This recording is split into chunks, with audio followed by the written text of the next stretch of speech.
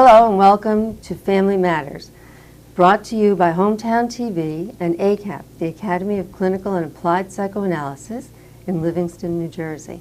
So if separation and identity formation is the job of adolescents, what are some of the tasks that parents have during that period that we don't usually talk about?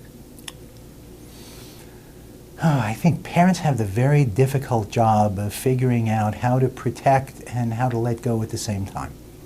It's a very, very difficult job.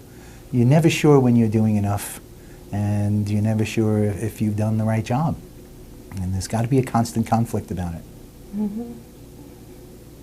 It's very painful because you know they're getting ready to leave and you've got a few more years together.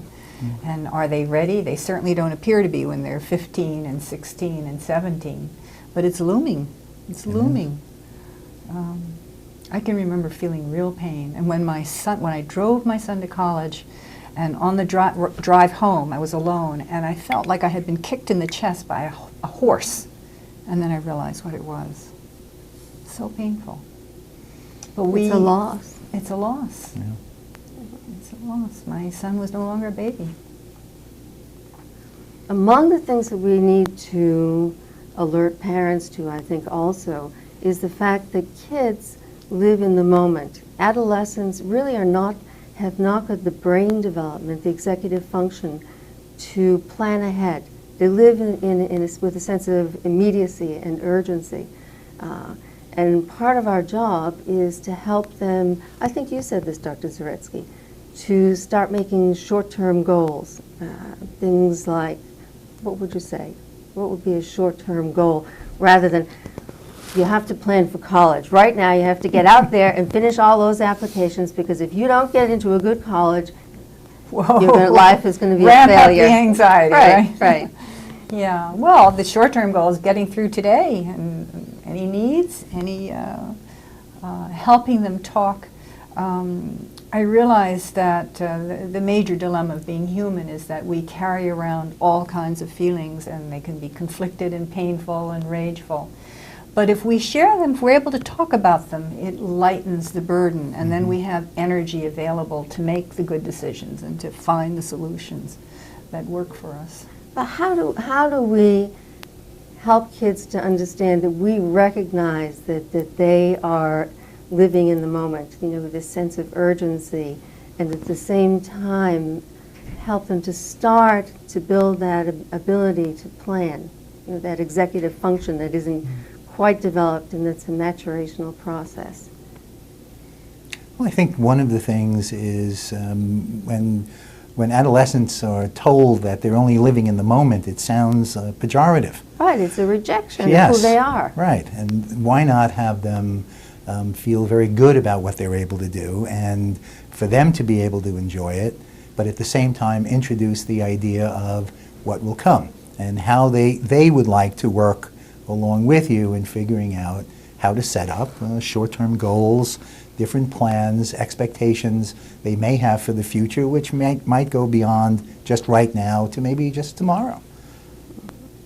Another thought I had was that an intrinsic part of adolescence and being the parent of an adolescent is living with disappointment. Disappointment that you're laughing. What are you thinking? Tell me. Oh, it's an incredibly powerful feeling. Yeah. And the extent to which people would want to run away from that feeling is equally powerful. I think about how people struggle with whether or not they should give up on what they're doing with their kids, and to not have to feel like such a failure, or to become so intractable and wanting to make sure they continue to do the right thing. And in the end, it just creates more conflict and a little more torment when they could have been sitting back enjoying watching their kids grow up.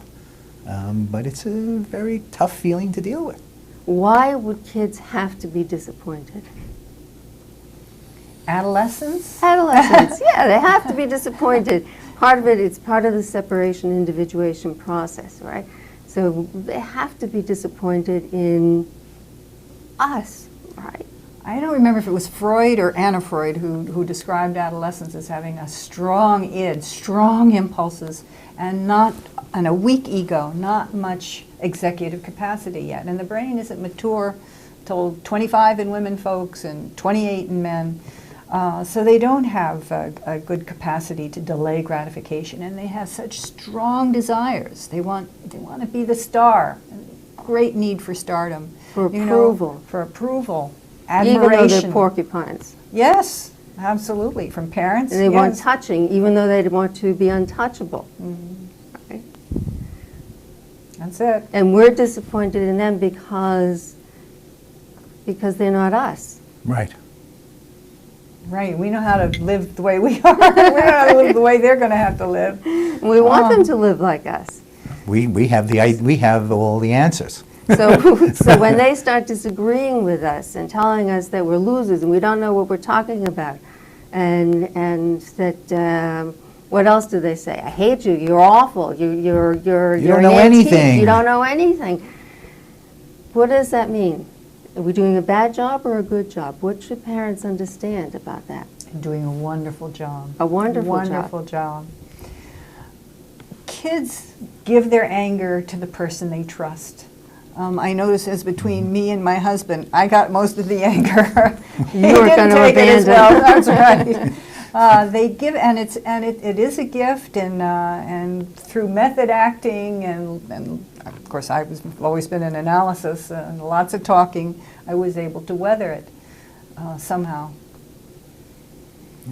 They need to let it out somewhere.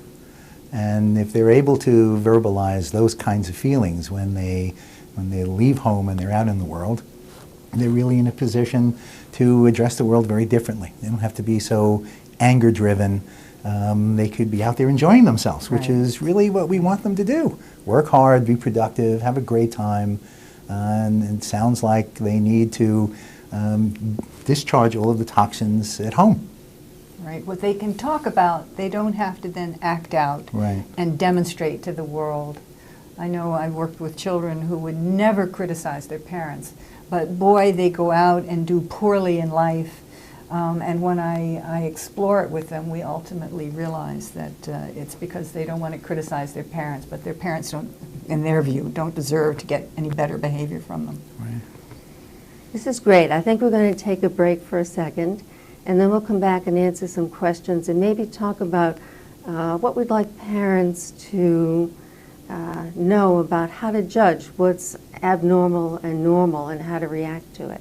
Hi, my name is Janet Lazar, and I'm a lawyer in New Jersey and New York, and I concentrate in wills and trusts and also in probate contests.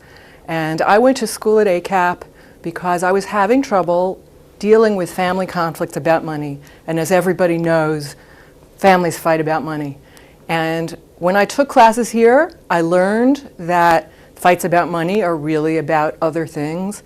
And I learned techniques for dealing with people when they're not talking about what they really mean to say. And it helped me immeasurably in my practice.